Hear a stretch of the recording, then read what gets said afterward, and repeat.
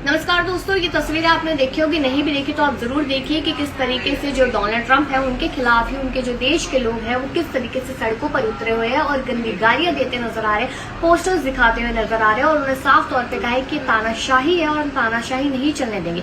लगभग 80 लाख लोगों का आंकड़ा यहाँ पर बताया गया है और अपने देश में अगर देखा जाए तो यहाँ पर अगर कोई बात रखने उतरता है तो उस पर NSA लगा दिया जाता है, उसको गिरफ्तार कर लिया जाता है, सालों साल उसको छोड़ा नहीं जाता है, कोर्ट केस चलता रहता है और दोनों ही जगह पे कहीं ना कहीं डेमोक्रेसी है। हमारे देश में जो डेमोक्रेसी है वो आए दिन मरती हुई नजर आ रही है क्योंकि अब तो सोशल मीडिया तक बंद होने लग गया, तो आखिरकार इंसान अपनी बात कहाँ रखेगा। और अगर भाई मैं अमेरिका की बात करूं तो अमेरिका में पूरी तरीके से डेमोक्रेसी लोगों के बीच में देखने को मिल रही है कि वो अपने जो नेता है उनके खिलाफ किस तरीके से सड़कों पर उतरे हैं, अपनी बात रखते हुए नजर आ रहे हैं। यहाँ तक कि जो अमेरिका है वो ईरान के खिलाफ है, लेकिन लोग जो है वो ईरान का साथ दे रहे हैं और यहाँ पर डोनाल्ड ट्रंप के खिलाफ है। तो मेरा सवाल यहाँ पर यह है कि जब दोनों देशों में डेमोक्रेसी है तो यहाँ पर लोगों को और उनकी आवाजों को क्यों दबाया जा रहा है। जब भी प्रधानमंत्री नरेंद्र मोदी से सवाल किए जाते हैं तो उसे कांग्रेस सपोर्टर कह दिया जाता है, उसे देशद्रोही कह दिया जाता है। आखिरकार क्यों? क्या बात रखना यहाँ पर जायज नहीं है? और दूसरी चीज आप यहाँ पर ये देखिए कि जिस तरीके से डोनाल्ड ट्रंप की बातें मानते हुए प्रधानमंत्री नरेंद्र मोदी नजर आ रहे हैं,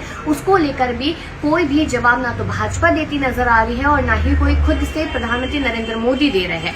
सवाल यहाँ पर ये बन रहा है कि जब भारत देश के ईरान के साथ अच्छे संबंध थे तो क्यों यहाँ पर हम ईरान से बातचीत नहीं कर रहे हैं या रशिया से हम अपनी मर्जी से तेल क्यों नहीं खरीद रहे हैं। क्योंकि सवाल यह है कि जो हमारे देश के लोग हैं वो यहाँ पर आए दिन अपना भगवान बदलते हैं, अपना बाप बदलते हैं। क्योंकि एक समय पर उन्होंने पुतिन की पूजा की थी, उसके बाद नेतन्याहू की पूजा की और अब डोनाल्ड ट्रंप की पूजा करते नजर आ रहे हैं। तो हमारे देश के लोग कब अपने लोकतंत्र की असली पहचान कर पाएंगे और कब सरकार के सामने सवाल खुलेआम कर पाएंगे? अपनी राय जरूर दीजिएगा।